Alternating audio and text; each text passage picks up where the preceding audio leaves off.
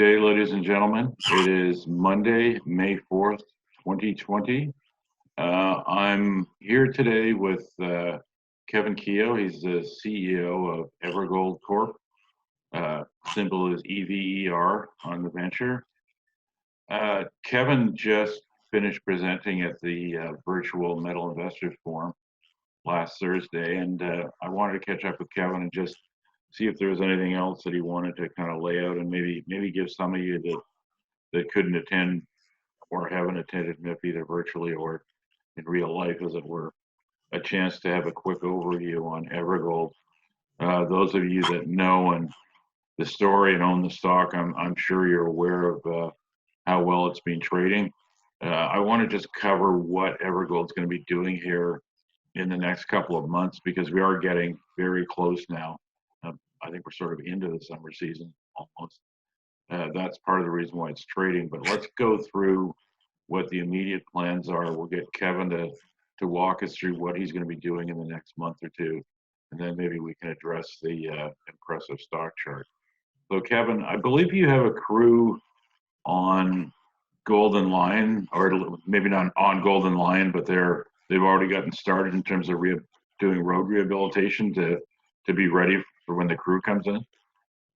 Well, actually, it's not our crew directly.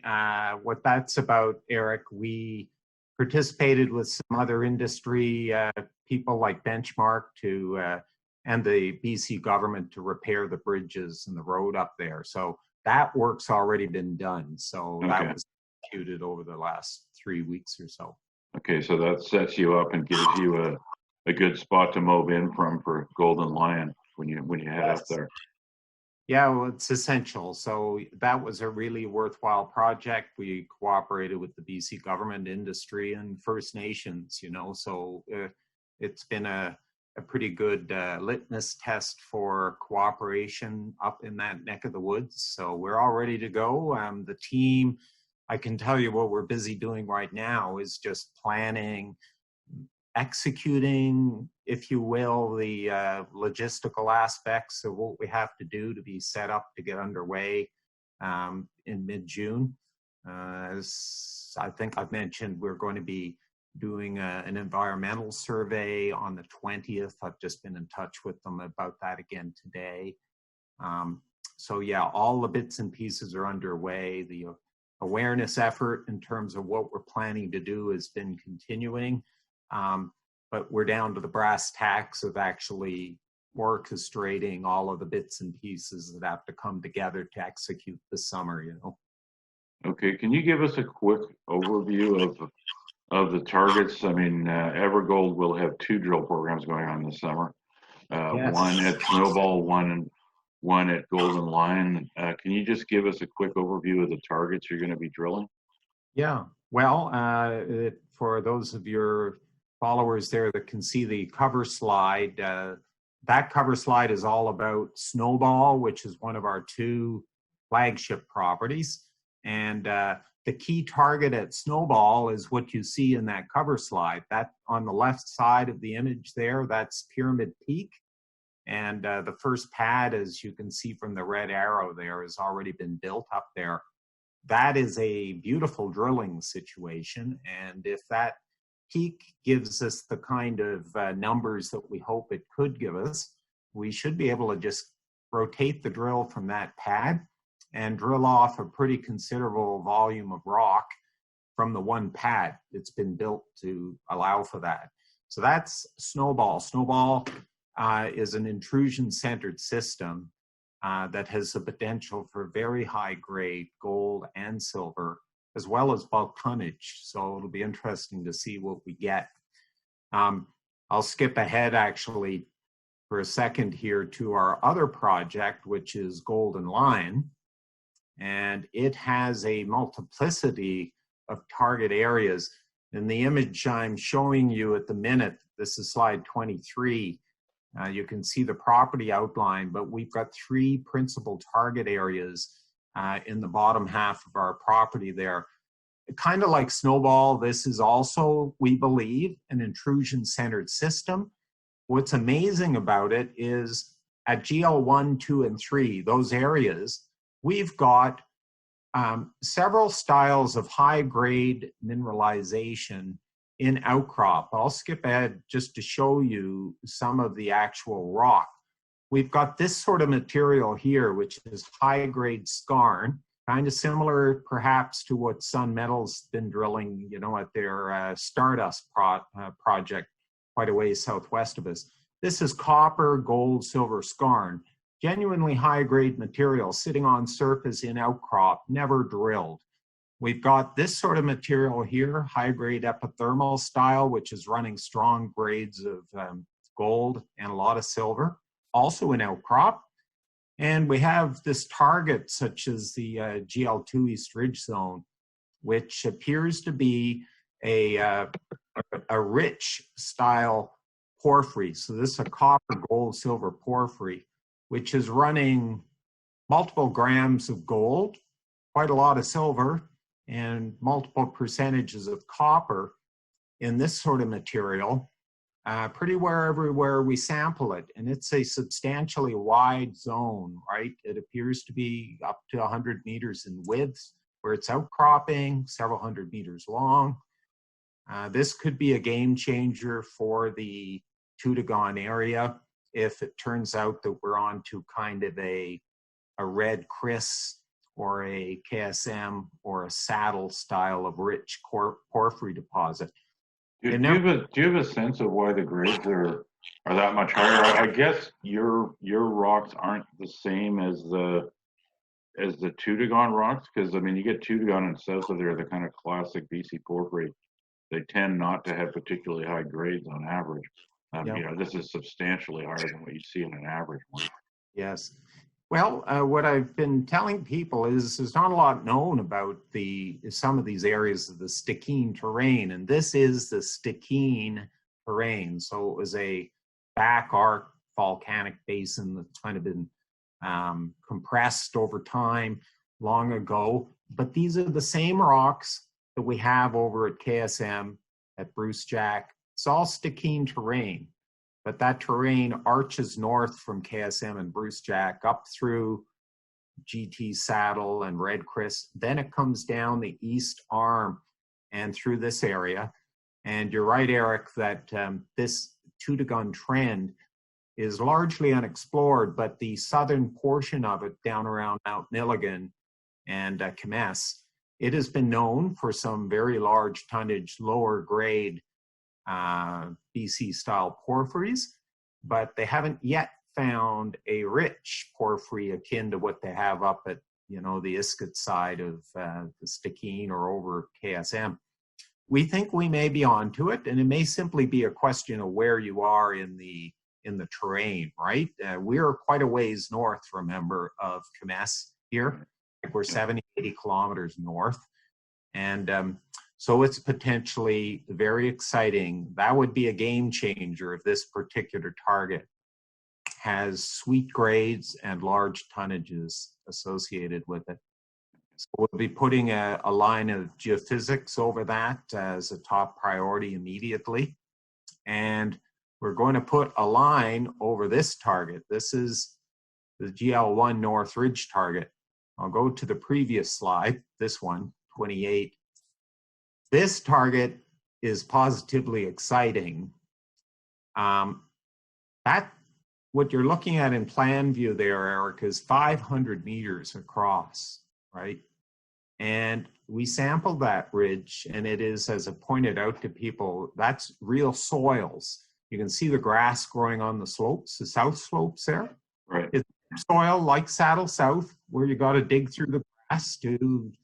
And we got those numbers here that I'm pointing to, starting left to right. We just walked along randomly, couldn't see anything. 128, 3.5 grams, almost 15 grams, 232, 1.5.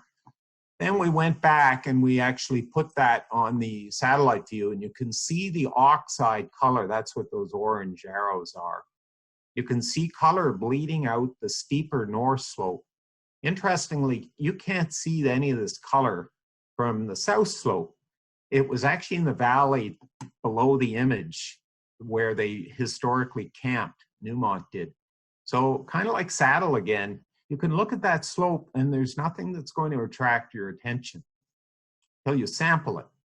And then when you look at the north slope, you see the color. So let's see, that appears to be entirely new to science, certainly new to the industry, undrilled, broad, high grade, presumably high grade gold silver vein zone. And that structure is open going north. We can see evidence of it. So that's and to reiterate, these samples that Kevin's talking about are soil samples, not rock samples.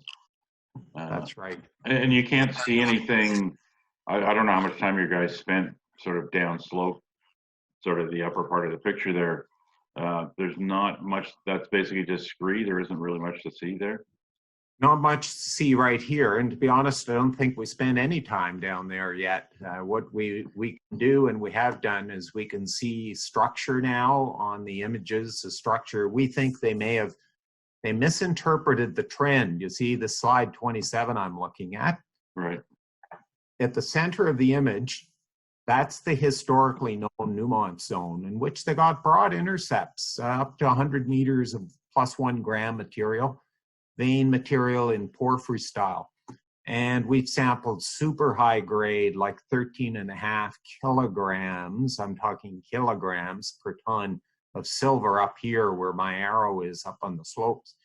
But you can see that they interpreted the trend of that structure as north. That's their sampling, that you can see those sampling lines, north, southeast. We actually think probably they got it wrong, that actually the structure is going more or less north. Or maybe it's unrelated, but we can see evidence of structure here. So this is really exciting because that's a big target. And if it is akin to Saddle South, there could be a very substantial volume of nicely mineralized rock there. So that's a target that we're quite confident we're going to hit. We'll drill it somewhat akin to this slide 29. You see the drill hole. And in slide 30 here, I'm pointing out just the multiplicity of styles, the porphyry style, the high-grade skarn, epithermal style. We're going to be putting IP not only over the porphyry, Eric, but also right over here, the IP. Saddle South for GT actually had a kind of moderate IP response, and yet it's a huge zone. The strongest IP response with Saddle there was the actual Saddle North porphyry with the disseminated style. So we may get a very high grade, we may get rather a very high chargeability from this zone. This is what we're hoping over when we put the IP. The epithermal style, the skarn, that's massive sulfide. I think Peter McGaw, who's a American porphyry expert, not porphyry, but rather skarn expert. I was thinking of Ruben Padilla there. These generally follow a conduit skarn. So, and this one seems to have more gold and silver in it than is commonly the case, which might indicate we're getting close to the source. So hopefully with the IP, we're going to pick up a buried source for much of this material as well. And then we could open this entire project area up. Okay, and you'll be there, the crew will be up there to start the IP mid-June-ish? Yep, we're going to get up there as soon as we can. Yes, mid-June is the target for being around. Yeah. And you're confident you can get these programs done even with restrictions that are still being lifted? You guys have got workarounds to deal with all of that? Yes, we've actually spent a lot of time over the weekend just on our protocols. We've been designated essential service. Mm-hmm. There is a lot of concern about the virus up there in the northern communities. There actually has been a bit of virus at, for example, Mount Milligan, I'm aware of. But people want the work. We will do the physical distancing, masks. I actually ordered, I think, $10,000 or $12,000 worth of PPE equipment the other day, masks and shields and stuff. A lot of it we may not need, but one of the interesting approaches that we're embarking on is this kind of these crew bubbles, kind of like a family bubble where you know that your crew is free and healthy, free of the virus and healthy. They work, they sleep, they eat together without mixing with other people. Right. So we'll be reducing the density in the tents, in the transportation, using masks, social distancing, washing stations. We'll probably have a health and safety officer just focuses on this. So we think it's quite manageable, and we're going full steam ahead. It will drive our costs up a bit, but don't think too much. Okay. I think you've given us a good target summary here, Kevin. I mean, before the tape started, we were talking a little bit about how you'd had a number of shareholders calling you that were, a bit surprised at how well the stock's trading. I'm not that shocked by it personally. I mean, I was expecting this stock to move up before drilling even started. I mean, that's why I started following it essentially when it IPO'd last year. Obviously, we're in an even better gold market, but I think anyone that listens and looks at the quality of drill target you've got here, it's not really that hard to understand why the stock's trading as well as it is. And I think it's important to point out that, EverGold, certainly in relation to its peer group, it's got a very tight share structure, very small float, and it's a very fair share structure. This isn't a stock where there's big overhangs or a ton of cheap stock floating around or any of that stuff. It's pretty much built to move. And, Kevin and I have known each other for a while, and we talked about EverGold long before it was public. And none of this is accidental. I mean, Kevin designed it this way from the ground up. And I think shareholders are getting the benefit of that design now. I know you went out of your way to make this as tight and as fair as possible you could in terms of share structure, Kevin. Yeah, well, you're right. I like to tell people it's for those of us like you and myself who know the business, Eric, it's not a surprise, but those who really do know the business or purport to know the business should understand why these individual stocks are moving now and perhaps moving stronger than others. It's always a combination of factors. I mean, you put your finger on several of them: management track record, the capital structure, the immediacy of the drill targets, i.e. you're not asking people to wait several years to find something, the seasonality, all of those factors come together with, of course, the strength in gold prices. But I think we offer a lot. We have that immediate capital gains potential derived from potential discoveries of merit, and we're about to embark on doing that, so people don't need to wait long. And if they wait too long, they're going to miss the boat. And I know some of them that have already missed the boat. So yeah, I'd like to think a lot of my subscribers. Well, I know a lot of my subscribers haven't missed the boat. EverGold's been a great story from day one. I think that's going to continue. I mean, obviously this is a drill spec with all the joy and potential heartache that entails, and Kevin's always been very straight up about the fact this is a drill spec. It's not a low risk stock. But the truth of the matter is, the way this is built and the targets Kevin has, even where it is now, EverGold's definitely got the potential to be a very exciting story if any of these targets hit. They're very, very impressive looking targets. And I'm assuming we'll see a little bit of news probably before the drilling. I mean, once you get on Golden Lion, you'll update us on geophysics and stuff as you're gearing up to drill. Oh yeah, we'll try to keep the market well informed, in terms of what we're doing and where we're at different stages in the program. So I recognize that's important. People want to know, and kind of helps build the anticipation as well. But we really are aiming, Eric, we're We want to achieve discoveries of merit, not just everybody uses the word discovery, right? We all hope for them, but I like to talk about discoveries of merit. And those are ones where you have a sense, even from the first drill program, that they have the potential to become a mine. You can tell that from the lengths that you intercept, the true widths that you intercept, the grades that you hit, and the structure, all of those things. You can usually have a sense. So that's what we're aiming for. You know, I tell people it's going to be a wild ride.